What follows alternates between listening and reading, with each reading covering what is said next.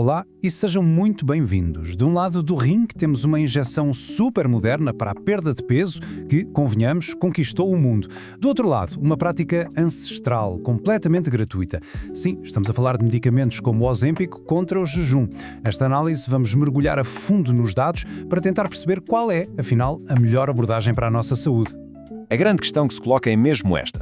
Para gerir o nosso peso e, mais importante, a nossa saúde, qual é o melhor caminho? Devemos confiar numa solução farmacêutica de ponta ou numa estratégia de estilo de vida que já foi testada ao longo de séculos? Vamos lá explorar o que é que a ciência nos diz sobre cada uma destas abordagens. Muito bem, vamos então começar pelo chamado medicamento moderno, os agonistas do receptor GLP-1, um nome complicado eu sei, mas que se tornaram um autêntico fenómeno global. Mas afinal, o que são e como é que funcionam exatamente?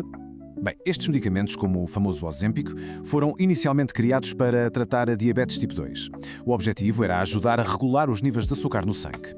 Só que os médicos e os cientistas notaram rapidamente um efeito secundário, digamos, muito poderoso. Uma perda de peso bastante significativa. E foi precisamente este efeito que os catapultou para a fama mundial. E como é que eles fazem isto? A magia, por assim dizer, está aqui neste slide. Eles melhoram a forma como o corpo gera o açúcar e a insulina, sim, mas a verdadeira chave para a perda de peso é outra. Eles atuam diretamente no cérebro para suprimir o apetite. Basicamente, fazem com que a vontade de comer diminua.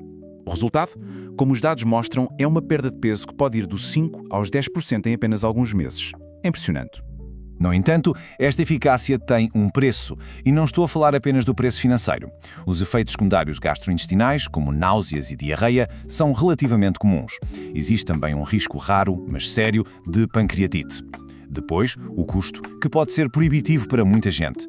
E talvez o ponto mais crucial de todos seja o chamado efeito ressalto.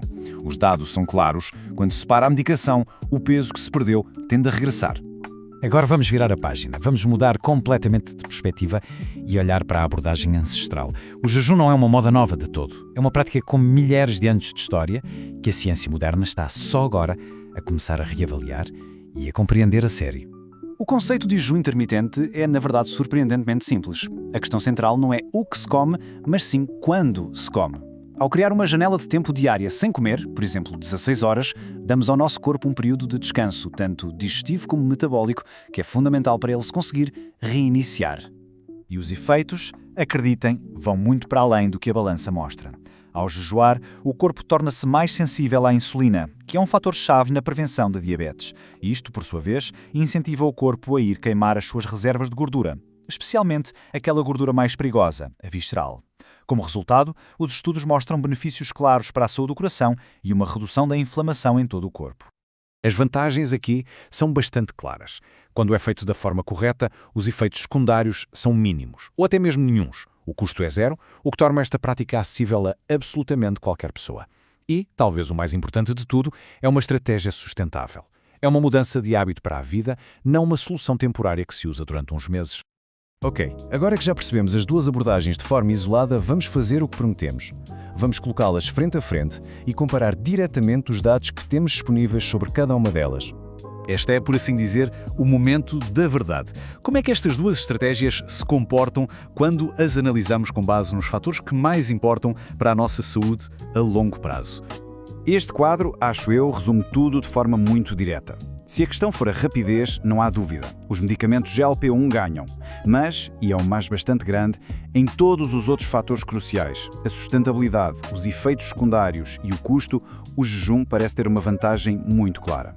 E se olharmos para os benefícios gerais, enquanto os medicamentos se focam no açúcar e no peso, o jejum parece oferecer um impacto muito, mas muito mais amplo em toda a nossa saúde. Portanto, o ponto central da questão é este. Estamos perante uma escolha entre uma solução rápida, que de facto oferece resultados imediatos, mas que cria uma dependência, e uma estratégia de longo prazo, que exige mais paciência, é verdade, mas que constrói autonomia e uma saúde mais resiliente e, acima de tudo, duradoura. Mas por que é que o jejum é tão eficaz? A resposta não está em nenhuma magia, mas sim em mecanismos biológicos muito profundos que a ciência está, só agora, a conseguir explicar de forma clara. Este slide mostra os 3 grandes pilares científicos do jejum. Primeiro, o corpo liga um interruptor metabólico e passa de queimar açúcar para queimar gordura de forma muito mais eficiente. Segundo, Ativa a autofagia, um processo fascinante de limpeza interna em que o corpo recicla células velhas e danificadas. Um mecanismo tão importante que até já valeu um prémio Nobel. E terceiro, reduz a inflamação crónica, que é um fator silencioso por trás de muitas das doenças modernas. E este é talvez o argumento mais poderoso e democrático de todos. O custo para aceder a todos estes benefícios metabólicos e celulares é absolutamente zero. É uma ferramenta de saúde que está ao alcance de todos, sem exceção. Então, depois de analisarmos todos estes pontos, a que conclusão é que podemos chegar? Qual é o verdito final que parece emergir de todos estes dados? A análise dos dados aponta para uma conclusão bastante clara.